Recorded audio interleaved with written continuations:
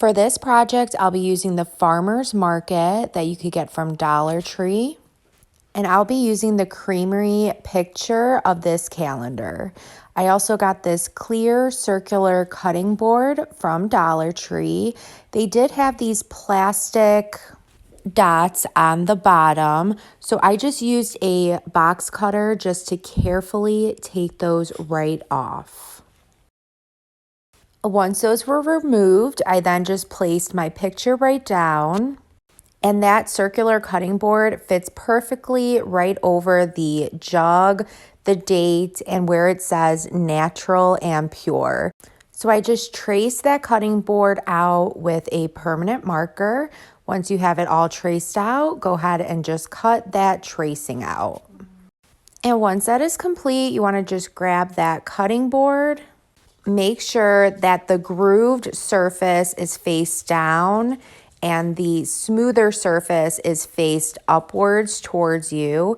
And then I'm just using some matte finish Mod Podge. I just applied a very thin coat, but you do want to make sure that it is completely saturated. Pay close attention to the edges and just make sure that Mod Podge is completely covering the cutting board. You then just want to place the picture right on top of that Mod Podge.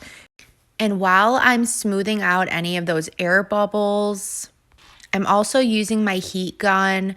I feel like this just kind of activates the Mod Podge underneath to make it wet again. So when the Mod Podge is wet again, the paper will cling to it, and you just want to continue to smooth that out until there are no air bubbles. And to finish up the back piece, since the calendar was still showing, I'm just using some of this Waverly chalk paint in the color Plaster, and I just applied about 2 coats of this, and then you want to just allow that to completely dry. Once dry, I just put another layer of Mod Podge on the back, and this is going to seal and protect that paper in place. And then you do just want to allow that to completely dry.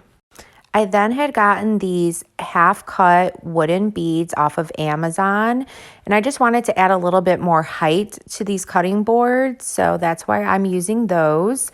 So I just put a little dab of adhesive glue or E6000 with a mixture of hot glue, and I just glued those right at the bottom of the cutting board. And I grabbed those plastic dots that were originally on the cutting board, and I just hot glued those right on the bottom of the wooden beads just to help make that cutting board not slip and slide when it's on my counter. And there you go, guys. How cute did this come out? I hope it inspires you to create your own. If it did, please be sure to sprinkle the love. Thank you guys so much, and I hope you all have a good rest of your day. Bye.